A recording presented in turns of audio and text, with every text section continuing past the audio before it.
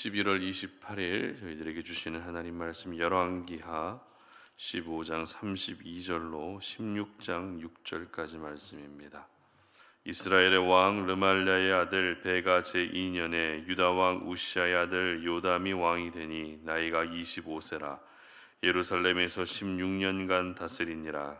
그의 어머니의 이름은 여루사라 사독의 딸이더라.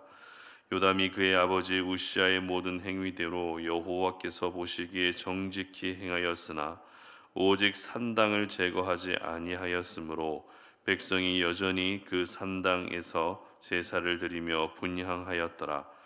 요담이 여호와의 성전의 윗문을 건축하니라. 요담의 남은 사적과 그가 행한 모든 일은 유다 왕 역대지략에 기록되지 아니하였느냐. 그때에 여호와께서 비로소 아람 왕 르신과 르말랴의 아들 베가를 보내어 유다를 치게 하셨더라. 요담이 그의 조상들과 함께 잠에 그의 조상 다윗성의 조상들과 함께 장사되고 그 아들 아하스가 대신하여 왕이 되니라. 르말랴의 아들 베가 제17년에 유다의 왕 요담의 아들 아하스가 왕이 되니 아하스가 왕이 될 때의 나이가 20세라. 예루살렘에서 16년간 다스렸으나 그의 조상 다윗과 같지 아니하여 그의 하나님 여호와께서 보시기에 정직히 행하지 아니하고 이스라엘의 여러 왕의 길로 행하며 또 여호와께서 이스라엘 자손 앞에서 쫓아내신 이방 사람의 가증한 일을 따라 자기 아들을 불 가운데로 지나가게 하며 또 산당들과 작은 산 위와 모든 푸른 나무 아래에서 제사를 드리며 분향하였더라. 이때에 아람의 왕 르신과 이스라엘의 왕 르말랴의 아들 베가가 예루살렘에 올라와서 싸우려 하여 아하스를 에워쌌으나 능히 이기지 못하니라.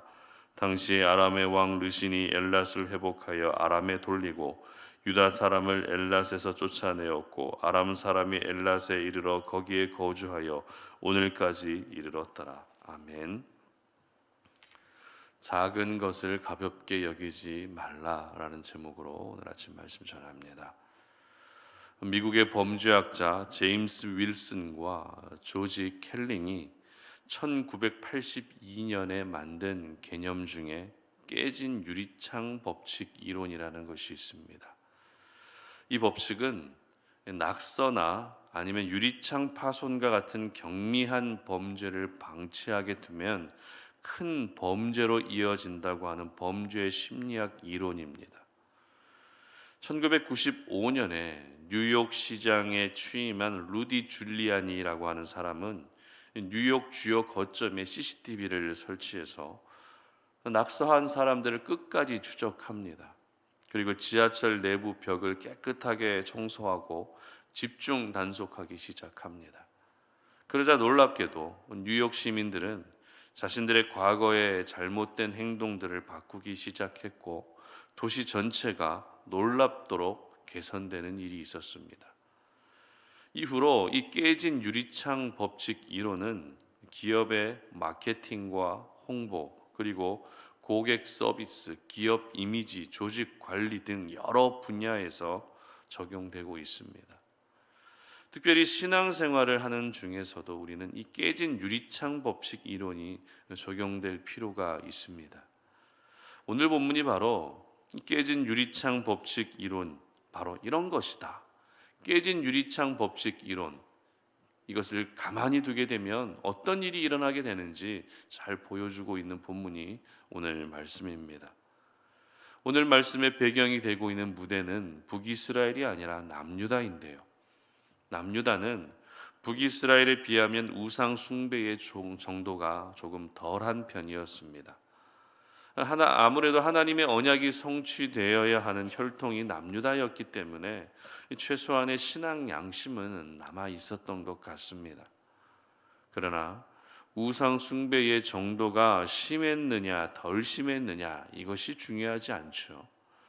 우상 숭배는 우상 숭배일 뿐입니다. 우상 숭배를 더 많이 했느냐 덜 했느냐 이것이 그들의 인생을 결정하는 것이 아니라 모든 우상 숭배는 하나님의 기쁨이 절대 될 수 없다라는 것을 오늘 이 아침에 우리가 함께 먼저 기억할 수 있었으면 좋겠습니다. 오늘 본문에 등장하는 남유다의 왕은 11번째 요담이라는 왕과 12번째 아하스라고 하는 왕입니다. 그런데 공교롭게도 11번째 왕 요담은 선한 왕으로 평가되었지만 12번째 왕, 그러니까 요담의 아들이죠, 아하스는 악한 왕으로 평가됩니다. 남유다에는 모두 20명의 왕들이 순서대로 나라를 다스립니다. 북이스라엘에는 19명의 왕이 있었고 남유다에는 20명의 왕이 순서대로 나라를 다스리는데, 그 중에 오늘 본문에 요담을 포함한 8명의 왕이 선한 왕으로 평가되고 있는 사람들입니다. 그러나 그들 모두 다윗과 같이 온전히 하나님을 따르지는 못했습니다. 그나마 히스기야와 요시야와 같은 그런 사람들이 다윗의 신앙에 근접한 왕들이었을 뿐, 나머지 선한 왕들로 평가받은 사람들이라 할지라도 그들은 모두 작은 옥의 티를 가지고 있었습니다. 오늘 본문에 등장하는 요담도 마찬가지입니다. 그렇다면 요담이 가지고 있었던 작은 옥의 티란 어떤 것이었을까요? 35절 말씀 보시기 바랍니다. 오직 산당을 제거하지 아니하였으므로 백성이 여전히 그 산당에서 제사를 드리며 분향하였더라. 요담이 여호와의 성전의 윗문을 건축하니라. 아멘. 바로 산당을 제거하지 않고 남겨두었다라는 것, 이것이 바로 요담의 인생의 옥의 티였습니다. 분명 선한 왕으로 평가받은 요담이지만 이 선한 왕들조차도 산당만큼은 제거하지 못하는 옥의 티를 가지고 있었던 것입니다. 물론 성전이 지어지기 전에는 산당에서 제사를 드렸습니다. 그러나 지금 이 상황은 성전이 지어진 상황입니다. 성전이 지어졌기 때문에 성전 제사가 드려져야 되는 상황이라는 것입니다. 그렇기 때문에 더 이상 산당은 필요하지 않죠. 따라서 산당을 제거하지 못했다는 것은 성전 제사를 드린 것이 아니라 산당에서 제사를 드렸다라는 것으로 우리는 이해할 수 있습니다. 어떤 분은 장소가 그렇게 중요한가요? 라고 그렇게 질문하실 수도 있을 것 같습니다. 당연히 하나님은 시간과 공간을 초월하여 어디든지 계시는, 어디에서든지 편재하시는 하나님이시기 때문에 장소는 중요하지 않습니다. 하지만 성경이 기록하고 있는 남유다 왕들의 행적에서 산당을 제거하지 못했다는 기록이 계속해서 반복되고 있다는 것은 산당에서 드리는 제사는 마치 우상을 섬기듯 하나님을 섬긴 것이었기 때문에 이와 같은 산당 제사는 절대 하나님의 기쁨이 되지 못했다라는 것을 우리에게 말씀하고 있는 것입니다. 특별히 저희들은 오늘 요담이 제거하지 못했던 이 산당이 결국 큰 문제가 됐다라는 것을 발견할 수 있는데요. 그 문제가 어떤 문제였는가 하면 37절 말씀 보도록 하겠습니다. 그때에 여호와께서 비로소 아람 왕 르신과 르말랴의 아들 베가를 보내어 유다를 치게 하였더라. 아멘. 바로 아람과 북이스라엘의 공격을 받게 됐다는 것입니다. 언제 그랬다고요? 그때에, 바로 산당을 제거하지 못한 가운데에 나라를 다스리고 있던 그때에 아람의 공격을 받게 하셨다라는 것입니다. 사실 다른 선한 왕들도 산당을 제거하지는 못했습니다. 그러나 산당을 제거하지 못한 것이 어떤 문제가 됐다라고 기록하고 있는 곳은 그 어떤 곳에도 없습니다. 하지만 오늘 본문의 요담은 산당을 제거하지 못한 것이 결국 다른 나라의 공격을 받게 되는 원인이 됐다라고 분명히 기록하고 있습니다. 그런데 다른 나라의 공격을 받게 되는 일이 요담의 아들 아하스가 다스리던 때도 동일하게 일어나게 됩니다. 16장 5절 상반절을 보시기 바랍니다. 이때에 아람의 왕 르신과 이스라엘 왕 르말랴의 아들 베가가 예루살렘에 올라와서 싸우려 하여. 아멘. 자, 이처럼 요담과 아하스 때의 남유다는 다른 나라의 공격을 받는 국가적 위기가 찾아왔던 것입니다. 그런데 이 국가적 위기의 원인이 무엇이었다고요? 바로 산당을 제거하지 못했기 때문이라는 것입니다. 그렇다면 다시 처음으로 한번 돌아가 보겠습니다. 오늘 본문에 등장하는 요담은 선한 왕이지만 그의 아들 아하스는 악한 왕이었습니다. 아하스의 악행은 사람을 불에 태워 제물로 드리는 인신 제사를 허용할 정도로 아하스의 우상 숭배는 남유다의 왕이라고 하기에는 믿기 어려울 만큼의 우상 숭배에 빠지게 됩니다. 자, 그러면 아버지는 선한 왕인데 왜 그의 아들은 이렇게나 악한 왕이 되고 말았던 것일까요? 선한 왕이었던 아버지를 조금이라도 닮았다면 아하스가 이렇게까지 악한 왕이 될 수 없습니다. 아버지의 오게티는 산당을 제거하지 못한 것뿐이었는데 왜 그의 아들은 우상 숭배의 정도가 도를 넘었던 것이었을까요? 그 이유는 바로 아하스의 도를 넘는 우상 숭배는 바로 아버지 요담이 산당을 제거하지 못한 데서 시작됐기 때문입니다. 성경 기자는 오늘 요담과 아하스의 인생이 다른 나라의 공격을 받으면서 어려움을 겪었다라고 하는 것을 하나의 카테고리로 묶어서 기록하고 있습니다. 그리고 이 어려움의 시작이 바로 요담이 산당을 제거하지 못한 데서부터 시작됐고 그의 아들 아하스의 도를 넘는 우상 숭배도 역시 아버지 요담이 산당을 제거하지 못한 데서 시작됐다라는 것을 의도적으로 기록하고 있는 것입니다. 따라서 저희들은 요담과 아하스의 삶을 통해서 깨닫게 되는 교훈이 있습니다. 그것이 무엇입니까? 작은 것을 절대 가볍게 여기면 안 된다는 것입니다. 앞서 말씀드렸던 것처럼 산당을 제거하지 않았다는 것을 하나님이 지금까지 그렇게 크게 문제 삼지는 않으셨습니다. 산당을 제거하지 않았어도 선한 왕으로 평가받는 데는 큰 문제가 없었습니다. 즉 요담은 지금까지 하나님이 남유다 역대 왕들을 눈감아 주셨기 때문에 나도 역시 눈감아 주실 것이다 라고 생각했던 것이죠. 요담에게 산당을 제거하지 않고 남겨두는 일은 큰 문제가 되는 일이 아니라 작은 일에 불과했던 것입니다. 그러나 결과를 보게 되면 어떻습니까? 산당을 제거하지 않은 것은 결코 작은 일이 아니었습니다.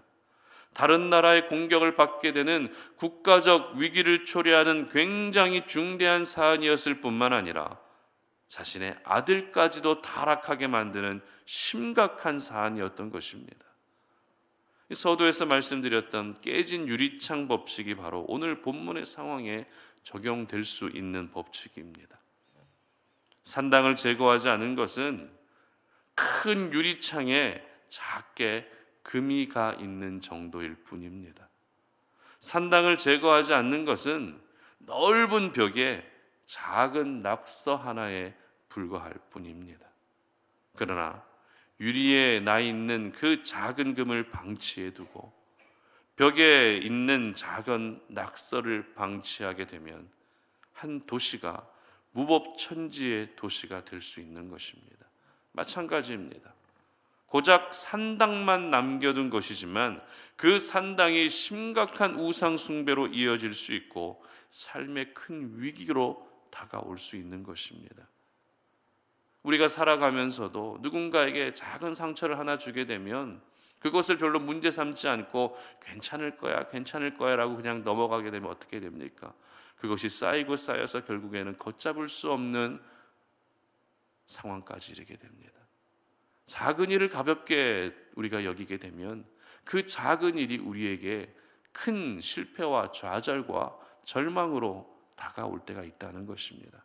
그러므로 저희들은 작은 일이라 할지라도 절대 가볍게 생각하면 안 됩니다. 잘 생각해 보면 하나님의 사람들에게 작은 일이란 없습니다.